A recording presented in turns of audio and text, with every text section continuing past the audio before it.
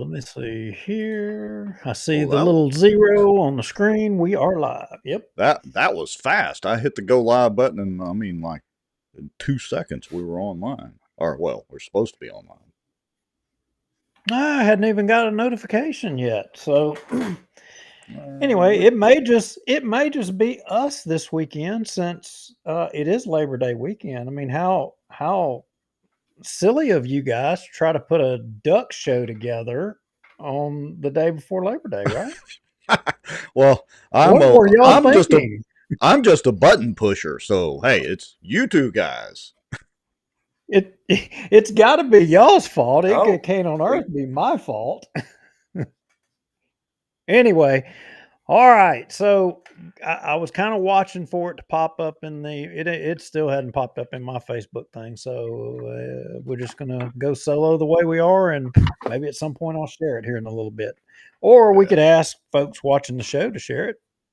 Well, that would probably be the proper way to do it. As a matter of fact, I'll go ahead and do that and get the little housekeeping deals out of the way. So, first of all, we would like everybody, if you can, to go ahead and like and share this, whether you're watching it live or even if you're watching it here in a couple of days. Speaking of that, don't forget, Facebook has a stupid policy now where Facebook deletes live videos after like 30 days. They literally delete them. So if you want to watch the show after that, we keep the full archive on our YouTube channel. So go find us at the Outdoor News on YouTube. And all the shows are there as well.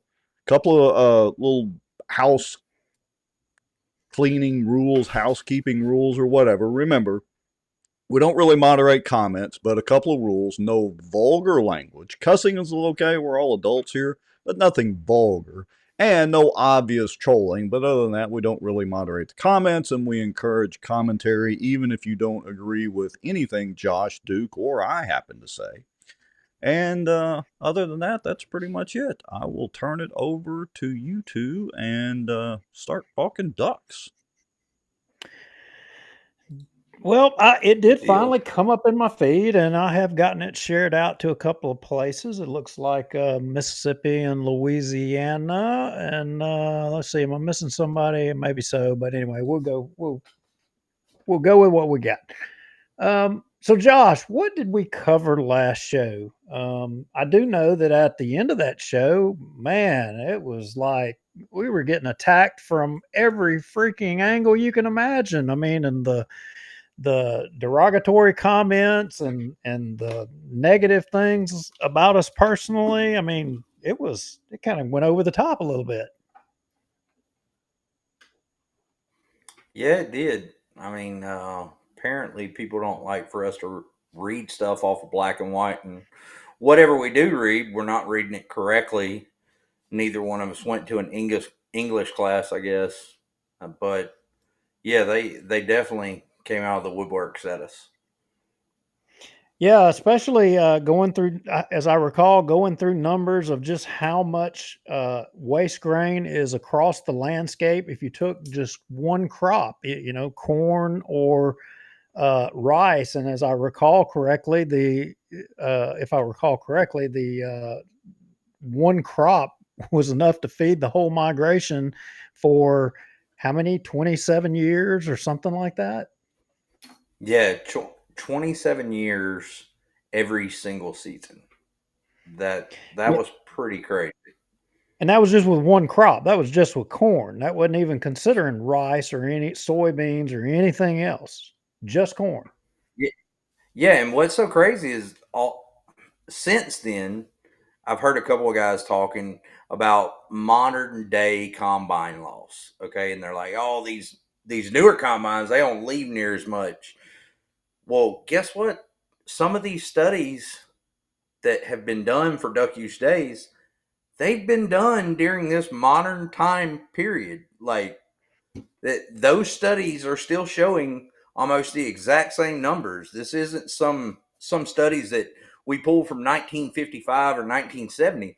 These are all modern studies done with the modern day combine loss.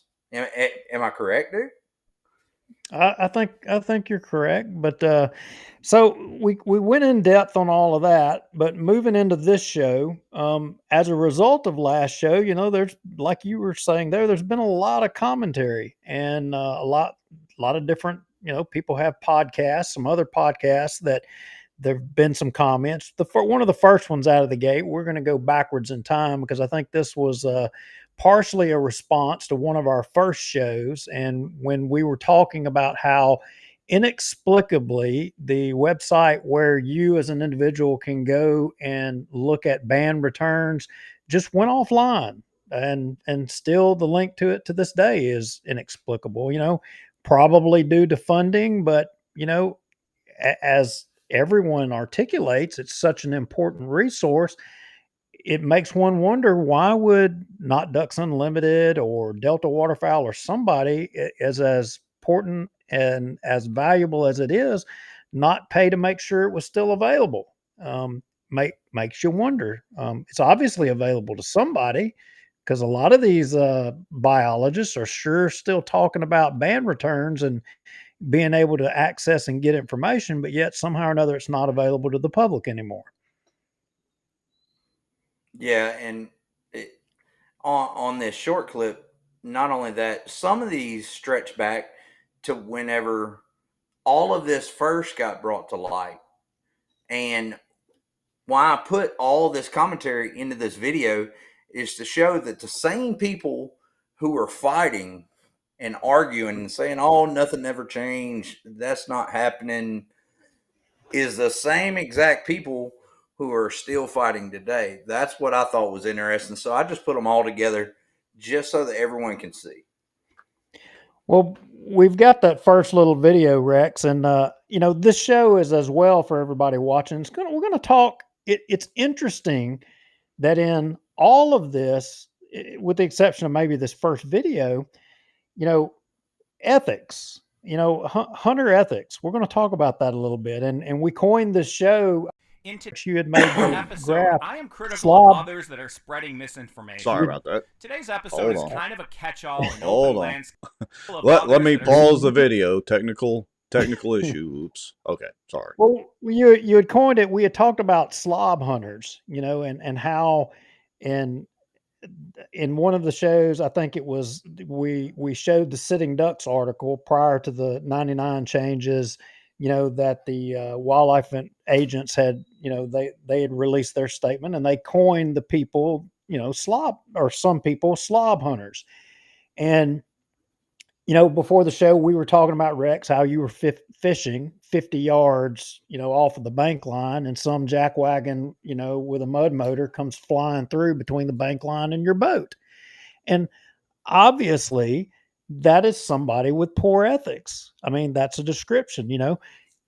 I just this past week on my private farm, where I do crawfish, I, some guy on one of my cameras, I picked him up with a night scope. He took the liberties of going out night hunting on my property, to which I turned the picture of him over, put him on, made him famous on social media. And now Wildlife and Fisheries is giving him a visit and all that stuff. But there is a lot of people nowadays, and I'm not saying everybody's criminal or bad people, but there is a problem with ethics in hunting and fishing today. It's in people boating, driving like you, Rex, and what you were talking about, as well as the guy coming on my property just using it as if it was his. And there's also this ethics thing with ducks, and I those people that they want to call themselves conservationists, but at the same time they don't realize that what they're calling conservation, I think some of them do, but a lot of them don't. I mean, do y'all not agree with me? I think it's that way in way more than just duck hunting and fishing, but I mean, just even on the job sites, it's totally different. How if I would have done the things that some of the guys do now on job sites years ago, you would have been packing my box up and putting it in the bed of a truck. But it's just society as a whole.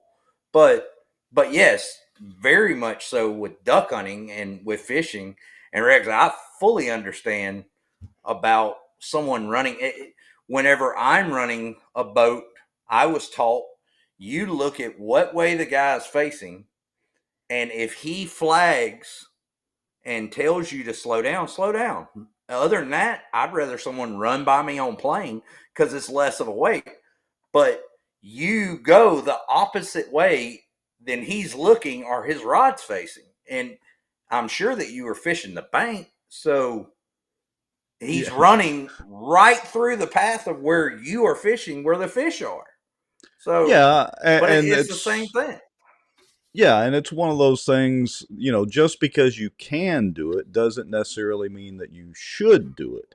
And it was quite obvious, and it's really just an ethics thing. I was taught the same thing. Hey, be cognizant of what a boat that you're approaching, or even if you weren't running, even if I was fishing up to another boat, I wouldn't cut between the guy and the bank or something that the guy's obviously fishing. Now, maybe these people just didn't know because they literally waved. I mean, it wasn't like they were trying to be buttheads about it. I mean, I honestly think they just didn't realize. And of course, I just waved and smiled back. I was like, okay, you're lucky He was actually waving at your fish, telling them goodbye. Yeah, exactly. They wasn't gonna be there no more. He's lucky they caught me in a good mood because I started to sling the whopper plopper at them, but those treble hooks would have hurt really bad if I'd have hit them. But anyway, so yeah, but the same thing in hunting too. And I know that, especially in the hunting situations, a lot of that type of stuff goes on. I've experienced a lot of that when I used to deer hunt and squirrel hunt and all that on WMAs. And, you get enough people in there, you get people that I think a lot of times they honestly just don't know. They just weren't taught or just weren't brought up, or maybe they're new to hunting or new to fishing or whatever, and they just don't know. But there are others that just don't care. Whopper plopper? You hit one with a whopper plopper or a 10XD or something, he gonna learn real fast. Right.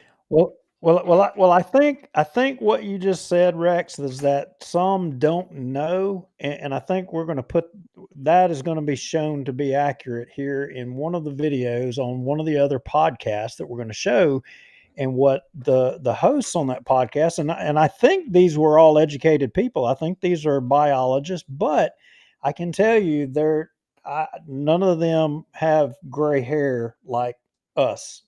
Just to me, they seem like they're a lot younger, but I'll let y'all, the viewers, make your decision. But anyway, right out of the gate, let's go with a little video here that Josh, you put together, and it looks like it's a composition of multiple things. And let's roll with it, Rex. Here we go. Information. Today's episode is kind of a catch-all, an open landscape to crap on the BS coming from others, and it is not because I dislike our waterfowling brethren that shoots coffee shop talk across your wavelengths like a blast from an improved cylinder. Next, flooded corn conspiracies, so please stick with us. The folks in Louisiana are at it again, gaining basically zero traction or followers, but they are screaming that flooded corn is baiting, and that the U.S. Fish and Wildlife Service changed the law in 1998 to allow flooded corn, and that Ducks Unlimited funds private landowners to produce flooded corn. 100% false. Let's touch on the biggest short-stopping myths that there are. Flooded corn. But they don't go to a cornfield and stay in a cornfield. They're going there for specific reasons, specific times, and all that. This was a lousy duck year, and I feel bad for the guys in Louisiana that had, so many days where they didn't see a duck. Well, Frank, you could feel bad about me. I had a crappy duck season right here. but yeah. Freeze late winter, and then things got really good in Louisiana in January. Let's set the record straight by directly addressing a few of the misconceptions currently circulating within the hunting community. The biggest misconception is that poor hunting in southern states is due to waterfowl being artificially short-stopped in northern states by flooded agricultural crops managed for waterfowl hunting. There is no credible science to support this theory. Well, and that's why I want to get past these words like natural and traditional, and even the fundamental word of short stopping. The word short stopping implies that there was a predetermined destination. There was not, there will not be, and there never has been a predetermined destination. The only problem with that is that this book right here uses the term frequently for some unknown reason, and all the biologists, I mean, countless names in here, for whatever reason, they use terms like ancestral wintering grounds, like more times than you can count. So I guess what he's saying is that everybody that came before him, they were all wrong. All of the biologists that he has cited throughout his career, especially in his early career, utilizing the old studies, every biologist is a tinfoil hat wearer then. That's pretty much what he's saying. And you can take waterfowl tomorrow. You can take, let's see here, flyways. You know, you can take all of this stuff and you can basically throw it all in the trash, and because it's all fake news. What they're all saying, none of it's true. Basically that's what I think what they're saying. Yeah. Yes, sir. So you wanted to also point out that they were really harping on the fact that short stopping, there's no such thing. It's not true. Birds aren't being held. They're not being short stopped. Yet Larry Reynolds himself, and I can even show the screenshot that the BP oil spill, he in fact said, quote, Louisiana Wildlife and Fisheries. Wait a minute. I can read it. I don't even have to. I got it right here handy. Let me see here. Their reasoning for doing it. Stand by. So LDWF proposed the project, but did not support it also for two reasons. A, flooded unharvested grain will not stop the species most likely to be affected by the oil spill. B, it would be highly objectionable to our hunting constituency. So why did we propose it? Question mark. To force the conversation about spending conservation money on purchasing unharvested grain for this purpose. It was not on the conference call evaluating the suite of projects offered, but I'm told the discussion was short on purchasing unharvested grain. The suite of projects proposed for funding with the NFWF money does not include any such projects. That was a response by him. So he was acknowledging what they were trying to do, which was to short stop waterfowl from getting into the oil in the BP oil spill. While he can sit here and say, oh, short stopping's not a real thing at all, hell, he was advocating for it, even pointing out the fact that you're not going to stop some species. You can stop others, but you're not going to stop some. Yeah. And whenever he said that, whenever he said that short stopping thing, I don't even know if you noticed, but it ticked me off watching this because Cajun Short's sitting there and he starts laughing like it's something ridiculous that someone would say, but yet he's supposed to be a non-biased panel member, but yet he's got a duck club that's selling duck hunts over agricultural flooded crops. And he's acting like, oh, it's no big deal. It's not short stopping. Pull his crops away and see what happens. See if he's upset. Because he's not going to be holding the birds like he would. So that's why he was sitting on that panel. Yeah. So, we're going to go to a podcast here, Foul Weather Podcast. And you had it briefly in the video you just showed. And Rex, if you want to go on to that restream video. And the host here is a Dr. Mike, or what does he call himself? Dr. Duck or something like that? Yeah, I think it's Zoolander is what we nicknamed him. Yeah, I don't know. But what is his real name, Josh? What? Mike Schumer. Mike Schumer. Mike Schumer. So Yeah. in this podcast, he goes to talking about band stuff, which was shortly after we were talking about, we did our little show on band stuff. But then he also starts taking a shot at ducks move on cold weather and photo period and all. And interestingly, he starts talking about ethics a little bit here. So I want to play a couple of clips, and Rex, I have control. Yeah, you should. Okay, here we go. Context for the Foul Weather podcast, though, as we kick off this episode, I'm going to read to you from the closing comments from our Waterfowl and Wetlands Lab mid-season report that goes out to funders. This report is produced by the lab, the Waterfowl Wetlands Lab at ESF. That's the College of Environmental Science and Forestry in Syracuse, New York. This is my regular job, right? But I think what I wrote in that closing comment is very fitting to this opening conversation with you, our dedicated listeners, because in the end, as much as we just want to experience the wilds of our lands and shoot ducks among friends and family, we deep down want to see it all continue well beyond our times. So here we go. And I always kind of do a touchy-feely thing for funders. I really like to put a personal kind of focus on kind of opening comments to the report and closing comments. A lot of the stuff in between is the research, our collaboration with Delta Waterfowl, our collaboration with Ducks Unlimited. Lots to thank, all the good funders. But at the end of the day, the reason that we are all in this field, the reason that we are duck hunters, the reason that we care about conservation is about something much deeper than that. And I always try to touch on that. So let's give it a roll here. So interestingly, he's talking about all the funders, and he obviously his why is about he makes a living off of the birds. And it seems like that everybody that opposes us, they all in one way or another, they make money off the back of the birds.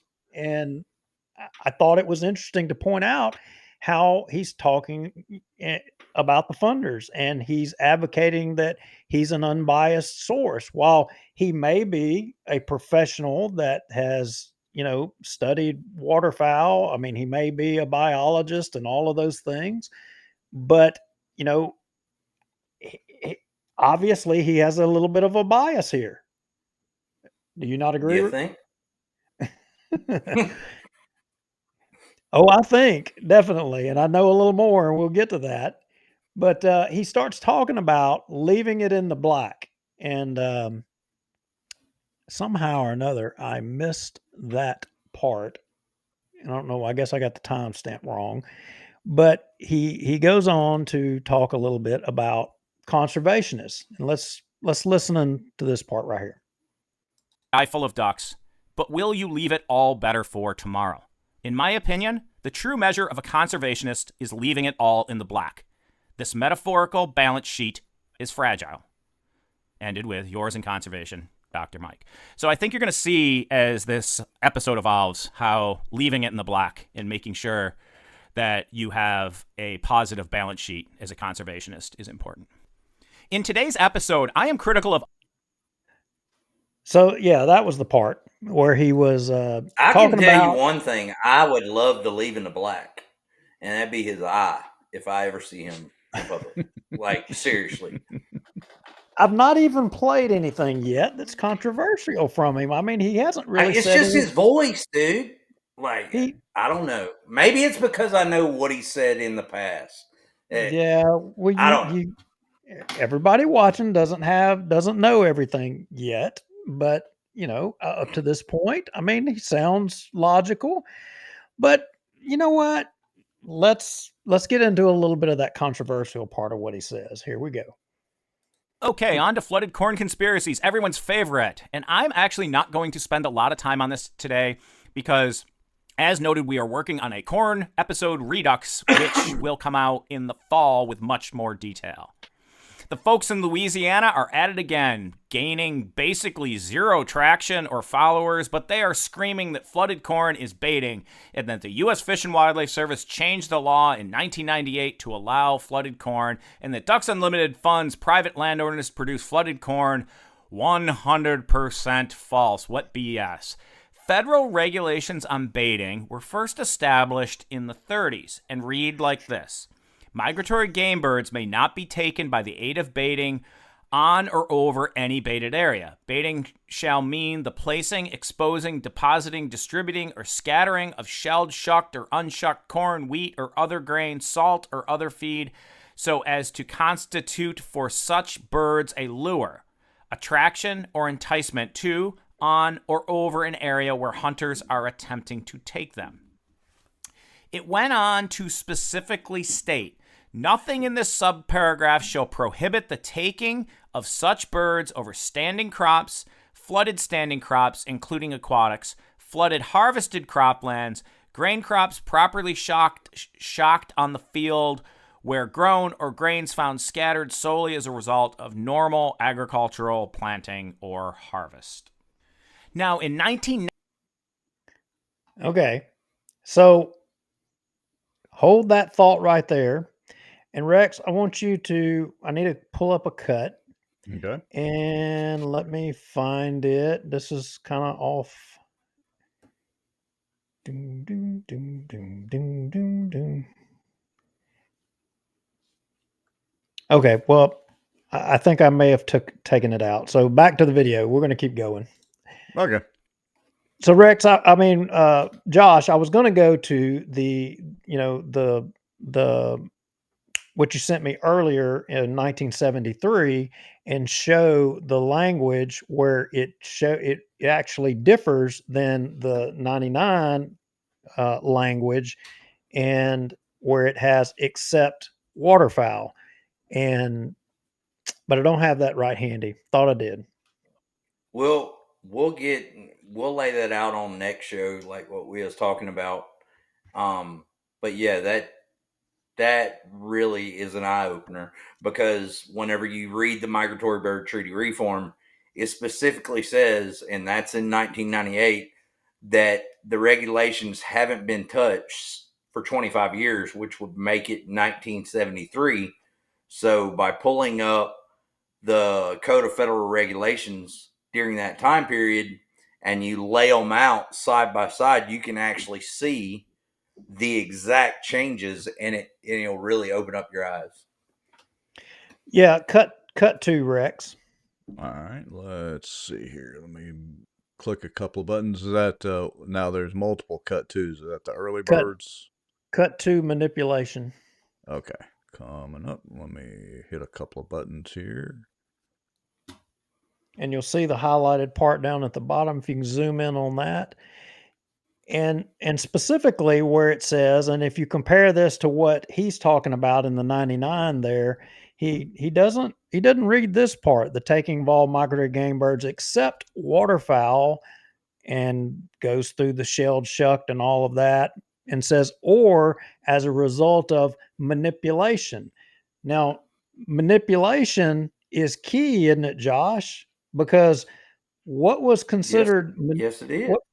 What is considered and what is not considered manipulation? Well, during this time period, intentionally flooding or manipulating water levels would have been manipulation. Unnatural rainfall into these areas would not have been considered manipulation. That would have been just God putting water on the surface of the earth, and you just benefited from it if your crop wasn't out. Now, you still couldn't go in there and knock it down or whatever, which again, in 99, they made it to where if you knocked down walking in, your dog knocked it down, it made it to where you could go in there and it really didn't matter how much stuff you knocked down, unless you just went in there and started bush hogging, then they get you for manipulation. But it specifically says it right here, even if you're growing it for wildlife management purposes, right above it, except waterfowl. That's the key. Whenever you lay those two out side by side, the new version does not say that. All right, back to the podcast that we were following Dr. Duck, and Zoolander. Zoolander was starting to talk about some other things. Let's see what he finished up saying on this. 1998 Migratory Bird Treaty Reform Act and hunter liability was completed to clarify many contentious points about baiting. We will include further detail on the clarifications in the corn episode Redux, but for now, what we need to know is that the law did not change anything about waterfowl hunting over flooded corn. It simply clarified the law. What I find hypocritical is that the folks in Didn't change anything. It clarified as there was confusion. Even he's is acknowledging there was confusion, but some of these I'm other sorry, people, dude, but in that 1973, did you see anywhere in there where it was talking about flooding, intentional flooding? No. And you can look at every year of the Code of Federal Regulations. You're not going to find where it talks about intentional flooding until you hit 1999. All right, so I want to go back here because he's fixing to make a point as he's talking about all of these Louisiana hypocrites, all the hypocrites from Louisiana. The New York guy here is, New York guy sponsored by DU or maybe not, or maybe, but the donors, or he talked about it in the first show. He's married to DU. He's married to literally. Him. Oh, okay. We'll get there. But y'all shouldn't listen to people who don't make $1 off of all of this. You should listen to the people that make their living off of all of this. That's who you should listen to. But look, let's let him finish. Don't want to cut him off. Here we go. I find hypocritical is that the folks in Louisiana, one, stopped bitching about this when populations were high. That's true. There was a period back like 2005 to 2008, or maybe even before 2005, when this was a big thing. And then duck populations got really high, and then it got really quiet. So I find this hypocritical by the folks in Louisiana because, one, they stopped bitching about this when populations were high. Two, Louisiana is shooting more ducks per hunter than most folks across the United States. And three, guess what? If those folks lived in Missouri, they'd plant corn and shoot ducks over it too. So don't BS me. I've seen this before. He may have seen it before, but is he being just completely honest there? Everybody watching? Even all of what pisses me off about this, if you go look at the exact years that he's talking about, there's still tons of Louisiana Sportsman articles, even articles in Delta and different places, talking about Louisiana still having a loss of ducks. And then he speaks about hunter harvest being up. Well, did he forget the fact that we've lost 90,000 hunters? That's the sleight of hand right there that most folks, it slides right by them. In one breath, he says, y'all are still per hunter killing more birds than anybody else. But he doesn't mention the fact that, well, we've cut our number of hunters in half. We've gotten rid of half of them. So more than half. Yeah. So, he doesn't make that point. He doesn't care about that point. Whenever you called him out on that exact point, not too long ago, he was in a comments thread that we were in, and he put that up, and he thought it was going to be a mic drop moment, I guess. And you came in there and dropped a graph or something showing where we've lost 90-something thousand hunters. Did you see him come back in there? Was that him? And talk about that? Yeah, that was him. Oh, I had no idea. That was Schumer. I had no idea I was debating the dude. I didn't even have an idea. Yeah, that was him. Well, you know what, Schumer, you may be all right. I don't hate you. I don't know you to know whether I hate you or not or whatever, but I was just debating. No, that was him. And after you drop that, he disappears. He don't come back in there and talk about it. Because that's that sleight of hand. They're like, oh, well, Louisiana is still harvesting more ducks per hunter. Well, dude, we've lost over 90,000 hunters. And whenever you throw that up to them, they're like, okay, I'm going to walk away now because I don't want to discuss this. So like he thinks it's hypocritical of us to be bitching, I think it's hypocritical of him to not, uh, say the fact that, well, yeah, our per hunter kill might be the same, or but we've lost all of our hunters. But to the point, he makes I ain't gonna say a valid point, but after the unharvested ag, for hunting waterfowl went on steroids, there were some years that we had uh, a, a a lot of birds migrated to Louisiana. But isn't there a little bit of sleight of hand there as well, Josh?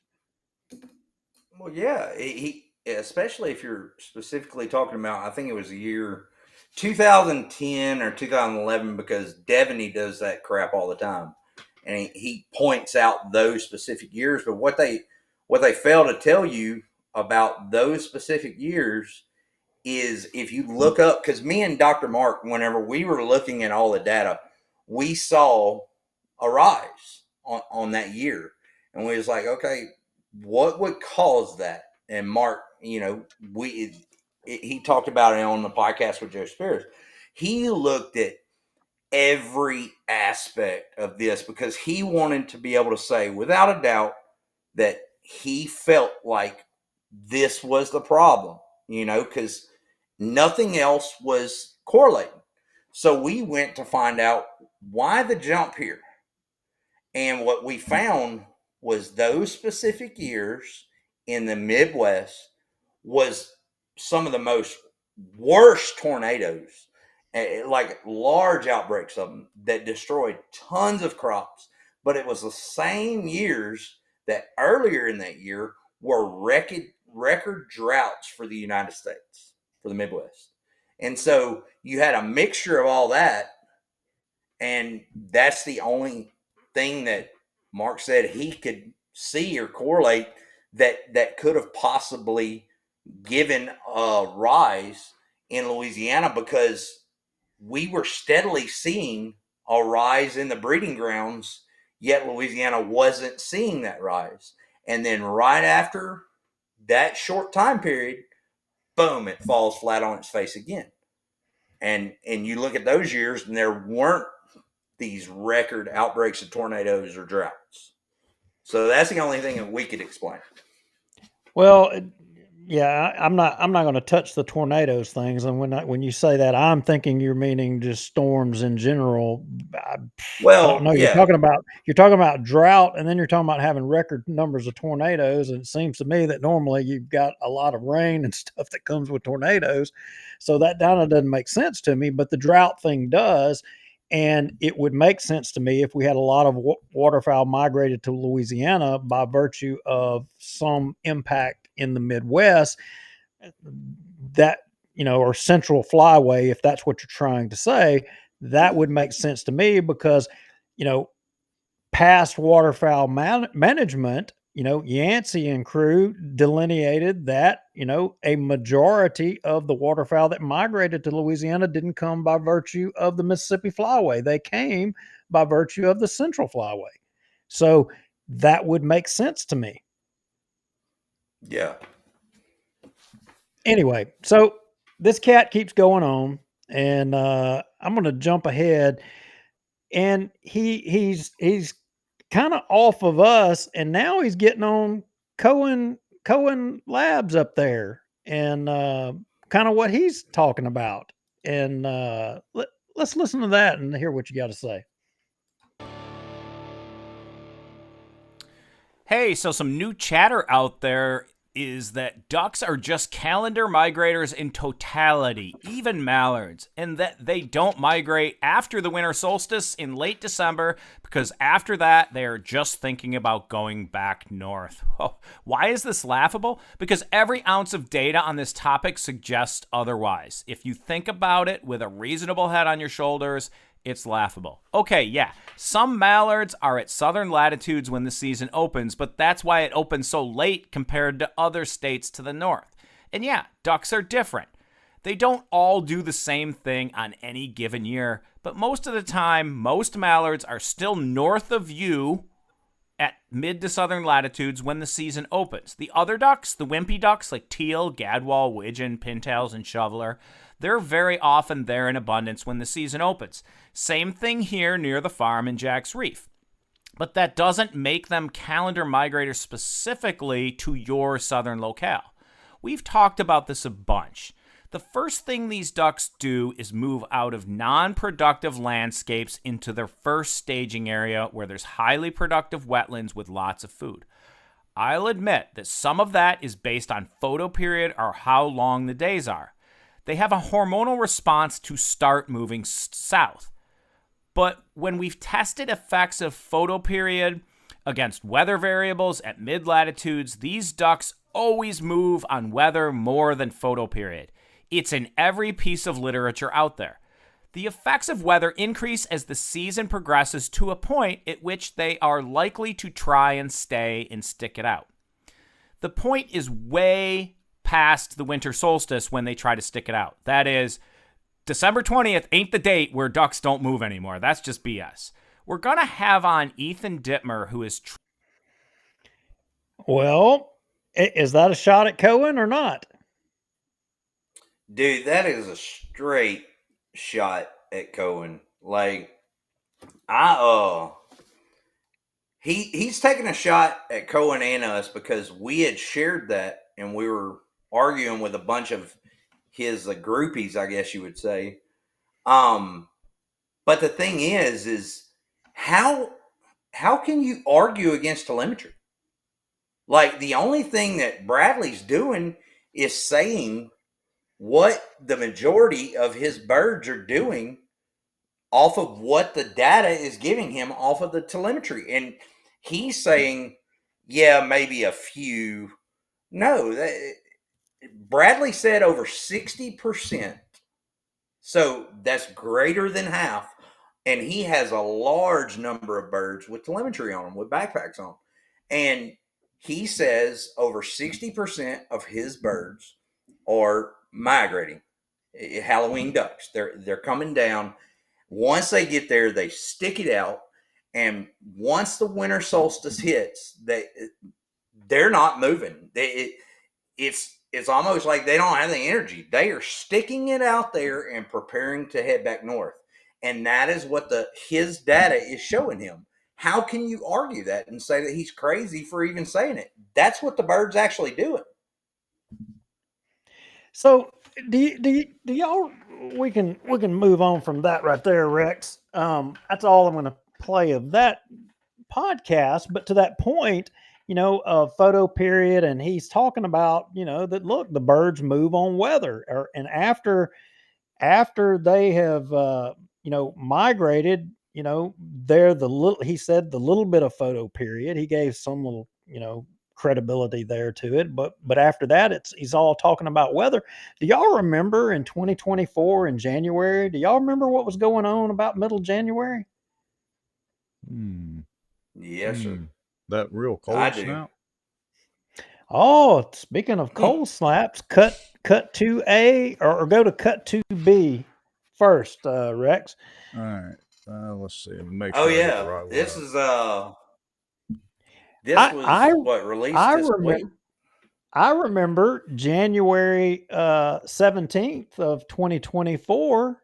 In fact, that's a picture of my office in good old Bossier City, Louisiana. And as I recall correctly, that snow and precipitation had made it all the way down to New Orleans. Didn't it make it to your house, Josh? Yeah, it made it to my house, and Dobie got hit with it too, down. And we're talking about his marsh is in the Barrier Terrier, which is like right there at the Gulf. There's a little bitty stretch of land, and he's out there breaking ice and hunting in the snow. Now, Rex, didn't we keep precip on the ground for like a solid week? It was almost like 5 or 6 days straight. Yeah, it was a pretty big deal because there were lots of electricity loss and people having to run generators and this whole ordeal. So yeah, it was a big deal, especially for here. Well, We kept snow on the ground 4 or 5 days here. And yeah, I mean, so I'm 45 minutes from the coast. so that was some pretty significant weather. I mean, I remember always from all my years being on this earth that, we've gotten snowstorms before, and I even remember as a kid in the 70s we'd got a big snowstorm back then, but I never remembered having snow as long as what we've had, and cold as long as what we've had during this particular time frame. This was longer than I ever remember us having snow cover and stuff. But, so maybe it's just a fluke. And you would think the point I'm getting here, and if you're a duck hunter, you know where I'm going with this, is if weather is what we're supposed to be looking for, let's go to cut 3, then 4, 5, and 6 and 7. I took the liberty. I wanted to check during the same time frame, and I think, what is this here, Tulsa?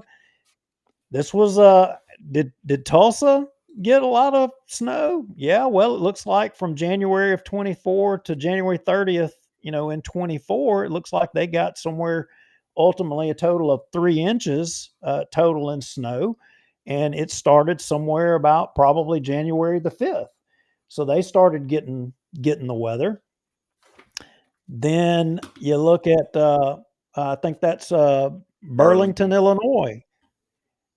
Yeah, and same thing. They got snow cover 2 to 3 inches. Same thing. Started right there, about the middle of January and all the way towards the end of the month. Then what about Sioux Falls, South Dakota?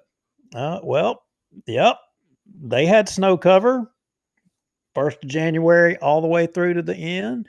Well, let's see, I already pulled up Barrington, didn't I? No, Barrington's different. There it is. Different. Yeah. Yeah, same thing. Buttload of snow cover. Wichita. How about Kansas? Yep, they were in there. It didn't look like they got as much, but inch and a half is kind of where they were. And all the so- birds left from where they were and went to Wichita. That must have been what happened. Yeah, well, go back to cut 2A, Rex, and All right. we can get rid of all of those, and 2A is the one. So on January the 15th, and I just showed you all the snow charts. What about some of these telemetry mallards on January the 15th? You saw all the snow and weather started right there in the first week of January between, probably about the 5th and the 9th. But on January the 15th, after all of that snow and precip and cold was here all the way down to, the Gulf Coast and we Bossier City, there's where all your mallards were sitting. So yeah, but Bradley Cohen is 100% telling false stories. Those birds, at December 21st, winter solstice or whatever, those birds will still go south on a hard winter storm.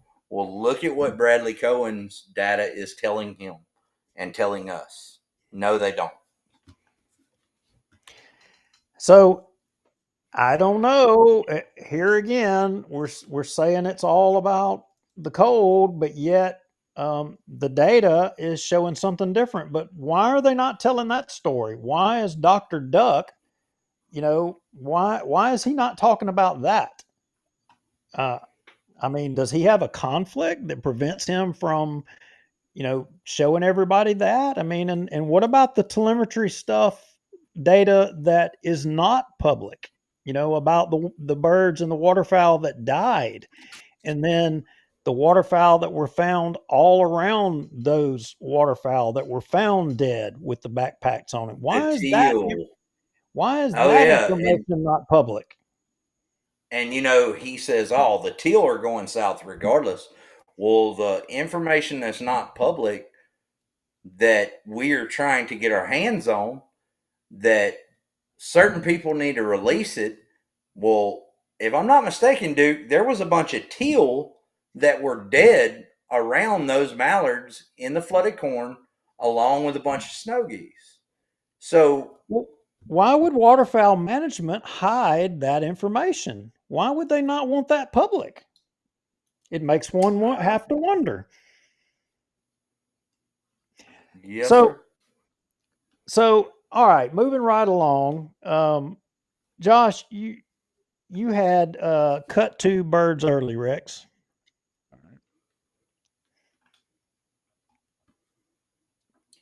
You know, this was released 3 days ago, and we see this, and Duke, I'm sure that you see it every year too. From a meteorologist standpoint, Rex, I'm sure that you've seen it. The meteorologists find it exciting whenever all these birds start moving every year, as they can see it. They're taking off a mass exodus from wherever they are, regardless if it's ducks or whatever type of birds it is. Okay, but they find it exciting, so they post it every year of when these birds are taking off. This happens every year. Every single year. We could go back on the meteorologist pages on Facebook and see this once a year, almost to the day. It'd be within a 3 to 5 day period. Why ain't climate change messing with this? Why is it only messing with ducks? It doesn't. It's not affecting the songbirds. It's not affecting all these other birds. What is the problem?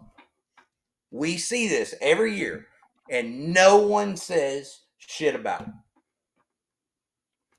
Interesting. Well, let's go on to replay, Rex. And here was another. Again, we're covering some other podcasts and some other. And interesting, this one, I think this is Hunting Illinois. Interesting group. These folks seem they seem like good people. I certainly, they seem young to me. I don't know. They seem like nice people, and you can tell that they're educated. Like they all are into either ecology or biology, and I mean they seem like some of what they're saying. They feel for us, and they know exactly what the problem is because they talk about it on here. Well, let's get right into it. And I think I'm pretty confident that the cat in the upper right corner is a biologist. In fact, he says, I think he may even be something with the state of Illinois. And the guy down in the bottom left, I'm pretty sure that he is some type of biologist. The cat down in the lower right doesn't waterfowl hunt, but he's kind of narrating this show. And the lady in the left, she doesn't really say a whole lot, so you really don't kind of get a feel as to where she's at in this place. But for the two primary guys in the right upper corner and the left upper corner, Dan and Curtis, let's listen to them on, I guess, the formation of their waterfowl hunting experience. Like a flooded cornfield for waterfowl. Now, Dan and Curtis are both from Missouri, grew up there, and I'm sure, have you guys ever hunted over a flooded cornfield? I mean, my first exposure to waterfowl hunting. Now, I grew up in Missouri. I didn't do a lot of waterfowl hunting growing up. I went once as kind of an adolescent high schooler, but I really didn't start getting into waterfowl hunting until I was in college, and that was in Western Kentucky, which is very similar to Illinois. It's very flat. It's very ag-dominated, ag-centric. But again, it is part of that Mississippi Flyway. So a lot of the private landowners in that area flood corn. And that was my first experience to waterfowl hunting. So my first probably dozen hunts for waterfowl were over flooded corn. Mm-hmm. Yeah, and mine. So that's his experience. What's funny is he says that he's from Missouri, but yet he didn't waterfowl hunt until he was going to college in Kentucky. And I'm just guessing by his age. Why wasn't he really a huge waterfowl hunter in Missouri? Because I mean, hell, dude, they've had flooded corn and tons of ducks since the beginning of time, since Sacagawea. That's right. That's right. That right there struck me, and I was like, huh, that don't make a lot of sense. But it's hard to envision a lot of flooded corn in Kentucky, but that was kind of a surprise to me. But the cat in the lower left, I mean, let's hear what he's got to say. Yard sale, right? I don't remember what I paid for them, but just a couple bucks. Cheapest decoys in the world, actually pulling them in a old Army like canvas knapsack. When it got wet, it weighed about 350 pounds, I'm pretty sure, but that's what I carried my decoys in. I had waders from Walmart, which were made of rubber and gave me calluses in places I didn't even know I had. But anyway, I had all the worst equipment in the world, and I was getting limits of ducks, and I didn't know what I was doing. But I was coming out and I was watching the ducks and they're coming into the corn. I'm like, I don't need a bunch of decoys. I can go out there with 3 decoys. And if I get hid, if I get still and learned that that's the most important thing, I'm going to get shots at ducks with no equipment. So I have a lot of good memories hunting in the flooded corn, and it was all public land. It wasn't until I went to college and I started working for basically private waterfowl hunters, helping them manage their own flooded fields that I ever worked on any private land doing that. So to me, it was. Did you hear what that guy said, Josh? He's killing limits of ducks in waders from Walmart. So get this, dude. I don't even know if I've told you this. So I got a guy from Missouri that reached out to me probably 6 or 7 years ago, and I hadn't talked to him probably about 6 months to a year. I need to shoot him a text, but he used to fill me in on a lot of stuff. And he was like, Josh, you got to come up here. And he was telling me about a couple of conservation areas.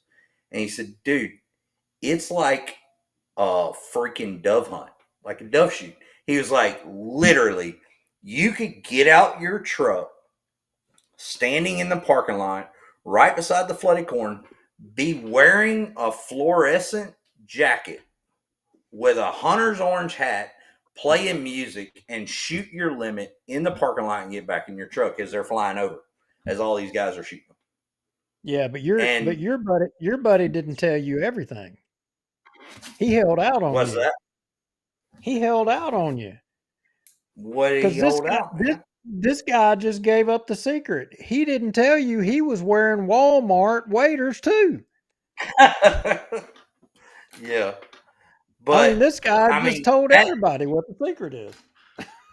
But him saying that is basically the same thing that my buddy was saying, and I've heard from tons of people, and it goes right, and not making fun of this dude, but it goes right back to the slob hunters. Exactly what they said would happen in sitting ducks. That's right. Well, but there's a difference. We started talking at the start of the show about ethics and slob hunters, and there being a difference. And the thing is my take, and I may be wrong, is that these folks here, that these folks are too young to know the difference, I think. You're exactly right, dude. So, but this little host guy asks a question right here at this mark, and listen to this. Yeah, I mean, I imagine at the time, not knowing any better, did you think of, again, ethical hunting is there's what's legal and then what you as a hunter deem to be an ethical thing to do. So within the law. So some people may pick and choose different ways of hunting based on that. At the time, did you ever think about the ethicalness of it, or at least the fairness of it, either to the bird or even to the rest of the country? Or as kids, you were just happy to get out and see some birds? I'll kind of jump in first and then I'll throw it over to you, Curtis. Mine, again, I didn't grow up waterfowl hunting. I met some really good friends at college. My roommate farmed a bunch of ground with his family, like 4,000 or 5,000 acres in Western Kentucky, and had several areas that they built levees around, flood corn. So for me, there wasn't even an ethical question. It was, hey, I get to go try duck hunting, and this is how it's done. Right. And so to me, I didn't even think that it was anything different than, going out and sitting in a deer stand. It's just, this is the way you hunt ducks. That was my first real exposure to it. So I didn't really even have any thought, I guess, about it, really. I wouldn't have. Yeah, it was just, hey, here's a cool opportunity. Right. Let's go hunt. And boom, ducks are coming in. Next thing you know, you got your limit and you're happy as a clam. Mm-hmm. So yeah, didn't really give it a ton of personal thought, I guess. Yep. Yeah, and I would mirror that. This guy mirrors it, and he goes on a little further though. Go ahead. Like, Go ahead.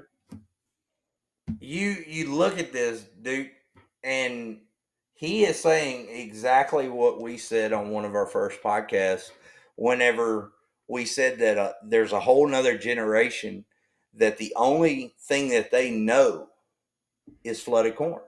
They don't. It's a lot of our friends in Illinois. They talked about this same thing, and they said that's the hump that they had to get over by talking to these younger guys and saying, listen, you don't know what it was like prior to the flooded corn, because this wasn't always here. If we can get this crap fully gone and we have more natural habitat, they might not stick it out here all winter, but you're going to have some unbelievable hunts. You'll actually be able to see the skies full. And that's what these guys hadn't seen. Well, listen to this other guy and let him comment a little more. Listen to this. Shooting ducks when they're in range, because I did not want to be a skybuster. I heard everybody talking bad about skybusters, and I did not want to be that. So that was where all of my opinions were. And I guess because I was hunting on public land, I never even thought about that, because I'm like, this is public land. Maybe I would have been more inclined to think that if I would have started on private land, because I would have been like, are you sure this is legal?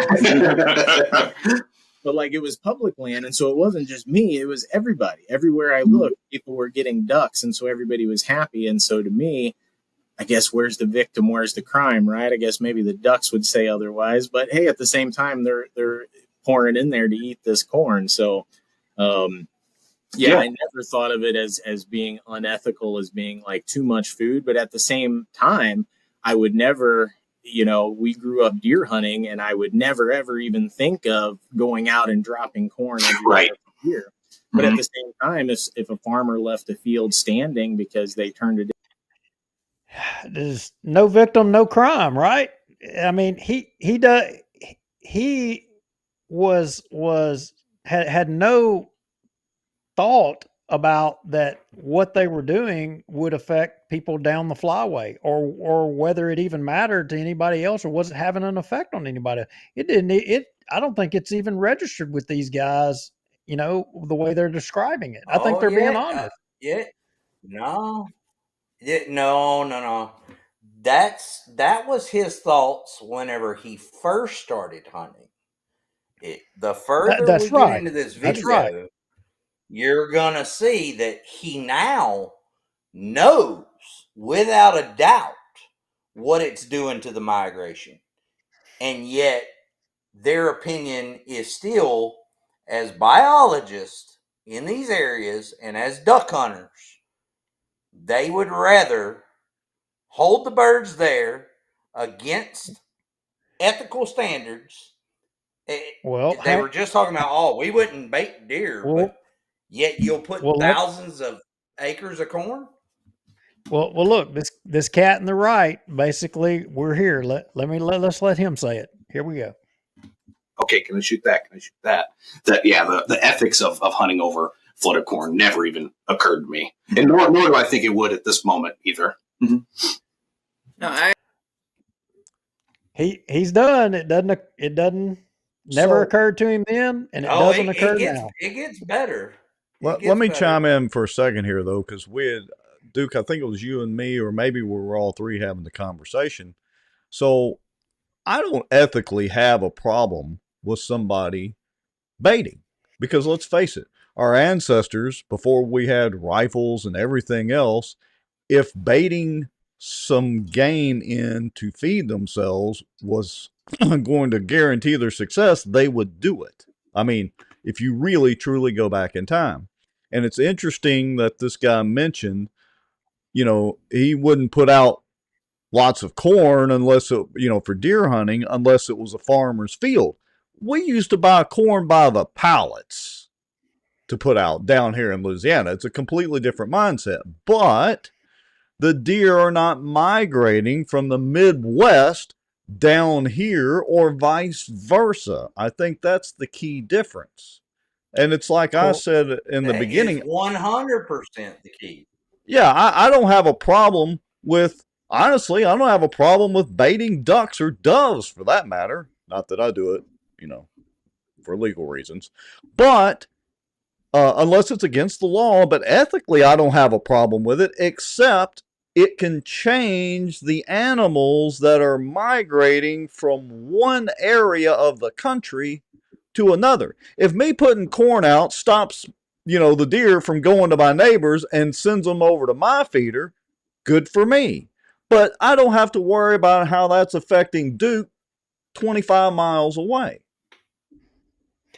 Exactly. Yeah. Let's let these cats say some more, because basically everything we're saying, they start saying it too. But here we go.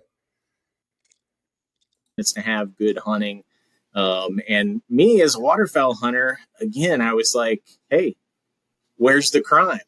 But I understand some of these southern duck hunters, they've slowly seen their skies empty of ducks. And so they're kind of in the opposite end of the spectrum where they're looking for somebody to blame. And, well, it's pretty easy to blame the people up there sitting in the flooded corns with full scraps of ducks, right? So that's where we are right now. Mm-hmm. There's been so many, whether you're counting public or private land, there's been a lot of public places, big refuges, really nice places built all up and down the flyway. There's also been a ton of private individuals that have bought up small and big farms, creating duck clubs or personal duck properties. They exist all up and down the flyway. So with all this great food, including, I might add, things like ice eaters. So even when the ice is you think the marsh is frozen, nope, not that marsh, because they got ice eaters in the corn, so it's still open. Why would the ducks leave? Why would they continue an arduous journey south when they don't have to? Now, some ducks like blue. So I'm so glad people are telling the truth. Yeah. I mean, for how many years have we heard, there's no such thing as, keep hot water things or keeping the lakes open, or no, we couldn't do it if we wanted to do it. And, finally, I finally, think, it's starting to come out. Them being new to duck hunting and new maybe to this situation is the only reason why they as biologists are talking like this. Because if they was tied to certain organizations or certain people, certain groups, they wouldn't be saying this shit live. They would not be talking about this live. Well, and they probably won't after our review here of this, and that it's documented that it'll, and their podcast, this one is captured. It probably won't go away now. But you know how earlier we were talking about, and we highlighted that one cut with manipulation and that one word? Listen to this right here and what one of these cats say. You cannot manipulate it at all. So this is where it differs a little bit for waterfowl as opposed to like doves.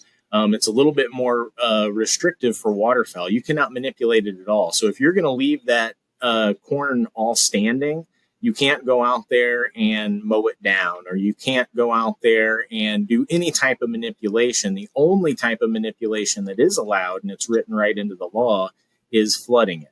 So it does say that flooding. Hey, where does it say that, dude? He described flooding as manipulation. Interesting that he would use the term flooding as manipulation. And what year did they write that in? That it would no longer be considered manipulation, dude?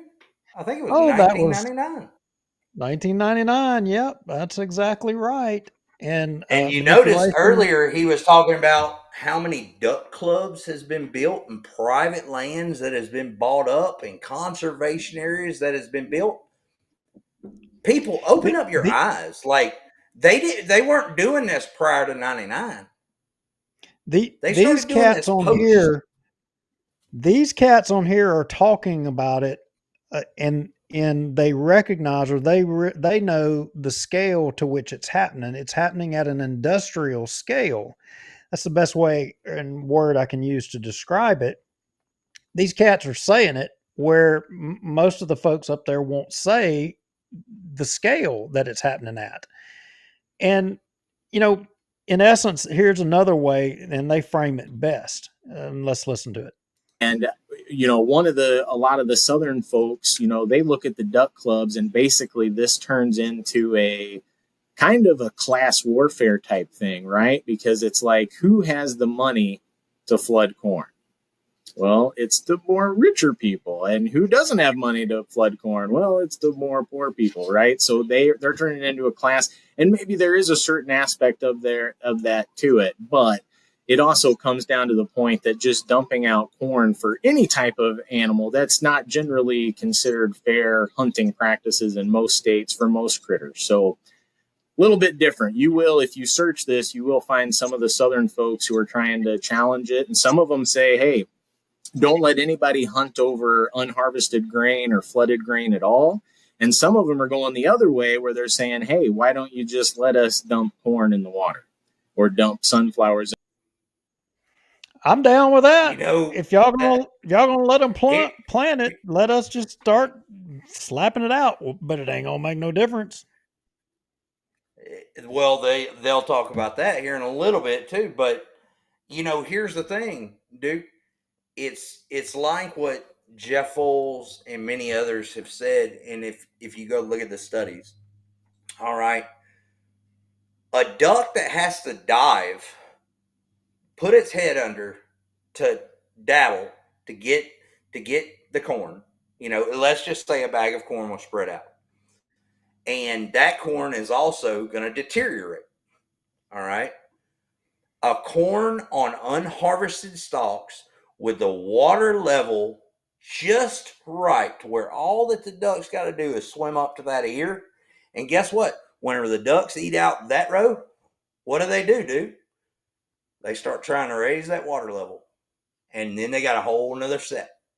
And it actually, if they were dumping corn, it'd probably be better. All right. Well, I'm going to jump ahead here because we've got a lot.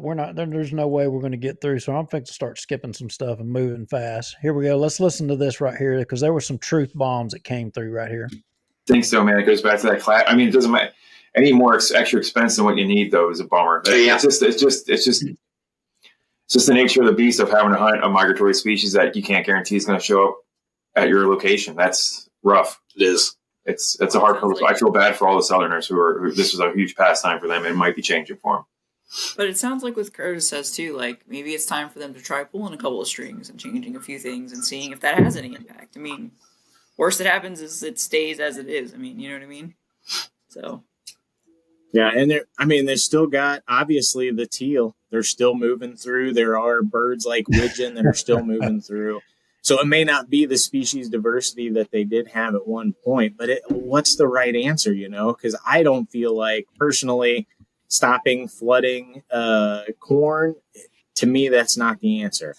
I mean, if all of a sudden that happened where you could no longer, let's just say, flood corn at all, would the ducks make it down there even still? I don't know. I mean, because there's enough dry fields. I mean, I see a ton of ducks feeding in dry fields, and those are harvested by normal process. And we talked about this, I think, before we started. The contradictions. Is there enough food or is there not enough food everywhere? I mean, Rex, dude, you've listened to this crap enough already that you're like, I mean, you can't have your cake and eat it too. Well, yeah, I mean, that's the whole point of this. Hold on just a second, Josh, is that he just said, well, I would be against stopping the flooding of fields. Well, no shit, you're hunting over the flooded fields. You don't want the ducks to leave. Exactly. No, dude, finish that last little bit out, and then let's finish commentary on this, because this last little bit is going to tie it all together about, and then we can really go off on this. The regulations adopted for the last shooting season were considered by many to be entirely satisfactory. while to others they were wholly unsatisfactory. It is obviously impossible to satisfy everyone, but it is equally obvious that in too many cases, opinion is based entirely upon prejudicial grounds or upon limited observations made in one small area. Our obligation as waterfowl hunters and as conservationists is to take the time to understand the background behind regulations and accurately communicate them when inclined to do so. Well said. Love it. Did you? Yes, and that's from Ducks Unlimited. Posted a article kind of about all the different waterfowl baiting regulations, and so yeah, we can put that link up there too. But it's called "The Changes to the U.S. Migratory Bird Hunting Regulation Baiting Laws." Article by Ducks Unlimited by Mike Brasher and Dale Humberg, who coincidentally enough used to be the waterfowl biologist from Missouri. When I was a young kid, a high school kid, I used to call him because he was a waterfowl biologist, and I would ask him, how would I become a waterfowl biologist? So I'm sure he doesn't remember that, but I talked to him. All right. Go ahead, Josh. I think you skipped over the part because that was all after it. But it was right after he was talking about the harvested fields.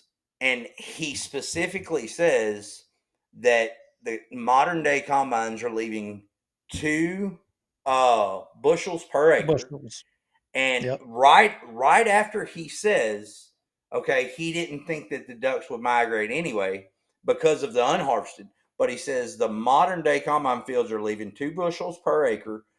But once it gets down to 1 bushel per acre, all the studies show that the birds leave and go to a new area.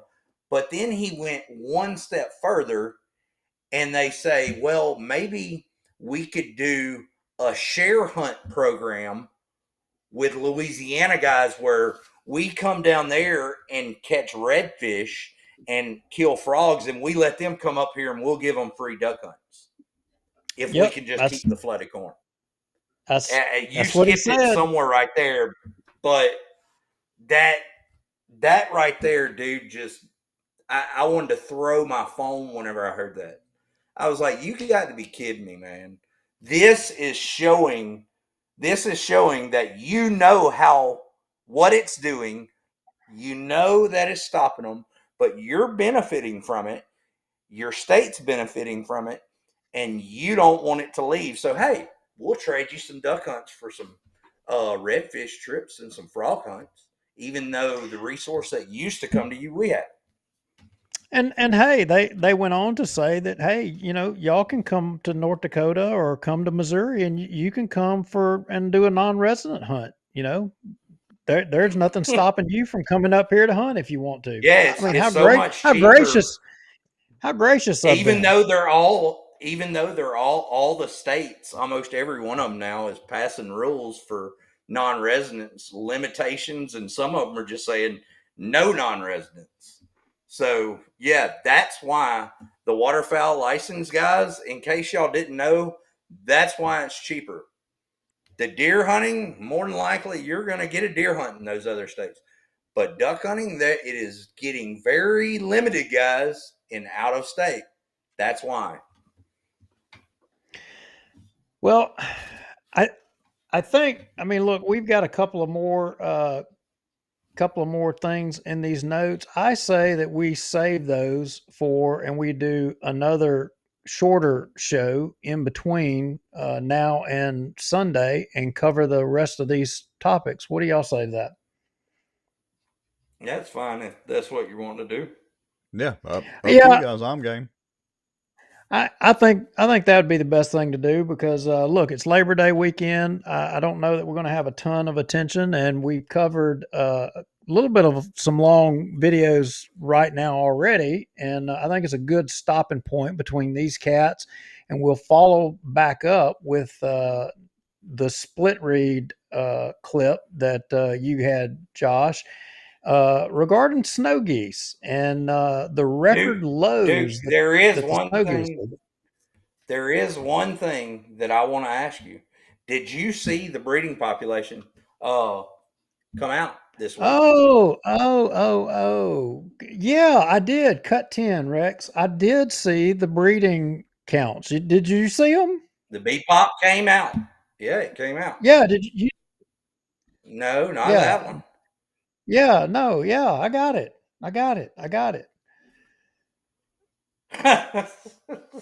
There it is.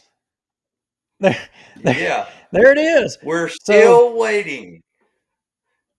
So we're fixing to be shooting birds and we still don't have numbers. Interesting. You know, dude, the latest the numbers have ever been released was August the 20th, and that was last year. So all throughout history, they were released during the month of July, first week of August. Then it's gradually kind of stepped back because of the Flyway Council meeting. But dude, we're fixing to be shooting teal, and they still haven't released it. Why is that? I don't know. I just want to point that out before we got off of here. I don't think they think that it matters anymore, just like they think that, hunter harvest doesn't matter. I mean, waterfowl management today, I don't know what is driving waterfowl management. I don't know what is driving the decision making. It goes back to why Delta Waterfowl became an implementation organization, because people were ignoring the science, as they said. And here we are today, and it seems like we're still ignoring science, but at an even larger scale. And we're hunting waterfowl, and we don't even know what the populations look like. I mean, we're hunting based on numbers that don't even exist. Even if the numbers are horrible, do you know how much of a headache it would be to try to advocate to force them to go to to a moderate season? I mean, it'd be almost impossible because the season's You know what we're started. talking about, Rex? You know what we're talking about? We're talking about this season, and the hunting that we're doing right now are based off of last year's numbers, not even what the actual numbers are right now. So you're talking about as far as limits and number of ducks that you can kill? Yeah. Too. That is, it's all set up to the AHM, the Adaptive Harvest Management Plan. So the way that it works is you have a breeding population, you have survey population from the season before, and then you have harvest data from the season before.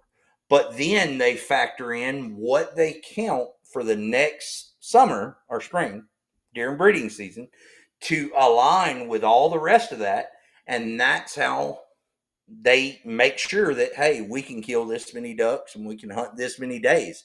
Because let's say that just some freak of nature, like way back in the day, if the feds wanted to, they could come right then and say, you know what, the breeding grounds didn't look good. Y'all are on a 3 and 30.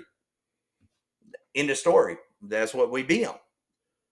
But they still hadn't even released the numbers yet. And here we are fixing to open up teal season. So that's insane. I still say that waterfowl management has failed us. I still believe that. And, we're seeing like this podcast with these folks in this podcast. And I don't think that they really know, they don't know anything other than hunting flooded corn. I mean, by their own testimony on that podcast. And unfortunately, I think that's a lot of the people that are making decisions these days. And it's unfortunate. And we're making decisions on hunting without even having accurate numbers. How do you do that? How can you make decisions on what harvest should or shouldn't be when you know that you don't have accurate numbers? And the difference between and all of them proclaim that they're conservationists. And I don't know that they're not slob hunters. I don't. I think some of the people like in that video are it's a mix. There's a couple of them I think they're truly conservationists, and I think their intent is true. But the one cat that basically he didn't care, I think he's a slob hunter. if you're not looking out or caring about the resource completely, so much so that you're willing to lay your gun down and not, just drop birds, that's not, you're not a conservationist. I mean, it would be like Rex if they told you the last 2 bass are out in the lake, and if you go out there, you're going to catch them. Would you put your rod down to protect them, or are you going to go catch them? Me and Rex might go catch them. Well, I might have to think twice there, Duke. we might release them. We might catch them over and over and over and release them back, but we're going to go catch them. See, Duke, you forget. With duck hunting, with hunting period, you can't practice catch and release. I mean, look, I used to coon hunt, so I guess I'm going to kind of go against what I'm about, my whole premise here. But back when coon hunting, when the price of pelts dropped to the bottom, we quit shooting the coons out of the tree. We would send the dogs out. We would let the dogs tree. We'd go out with the spotlight them. That's it. We weren't even shooting them because we didn't feel like cleaning them because they weren't worth anything. So that was kind of catch and release. But in hunting in general, you can't do catch and release like we do in bass fishing. Bass fishing, it's a religion to catch and release. You just can't do that with hunting. But I guess you could offer that guy up there some redfish and some frogs, and maybe that would fix the whole situation with the ducks. I mean, isn't that what he said? He wanted some redfish and some frog legs. Yeah, he wanted to trade redfish and frog hunts for us getting to go up there and kill some mallards. Yeah, and the one other thing, So and what you think? Do you want? I'll trade him. I'll trade him the redfish trip if you want to give him a frog trip. I mean, hell, what the hell? We could go up there and hunt in the flooded corn with them like they want us to. Crawfish bait comes in all forms. That's all I'll say. Anyway. All right. Well, that's all I got. And we'll shoot for shoot for wrapping up the rest of this. We'll say middle of the week, Thursday, maybe. Yes. I don't know, dude. I've been working out of state and driving back and forth, so I'll just have to let y'all know on that. Yeah, just double check your schedule, because the beauty of this is we can literally do it whatever time is convenient for everybody. We're not on a set schedule. I might have to do it driving down the road instead of me sitting in my comfortable chair. So. Yeah, but what about all the big paychecks we're getting for doing this, right? I mean, we're the only people doing this that don't make money off of the duck. So, everybody that criticizes us are the ones that are making money. How strange is that? Anyway. All right, Rex, wrap us up. All right, I'm about to hit the finish button. We appreciate the few folks that were in here watching and that have been watching the whole time, and to the folks that will see this podcast here in the near future. Don't forget, Facebook deletes them after 30 days. Go subscribe on the YouTube side, and you can watch them there as well. I appreciate both you guys for doing this. It's a lot of information and a lot of stuff to cover. And we'll do it again at whatever time works out best for all three of us this coming up week. I'm going to hit the finish button in 3. All right, thanks, 2, guys. 1.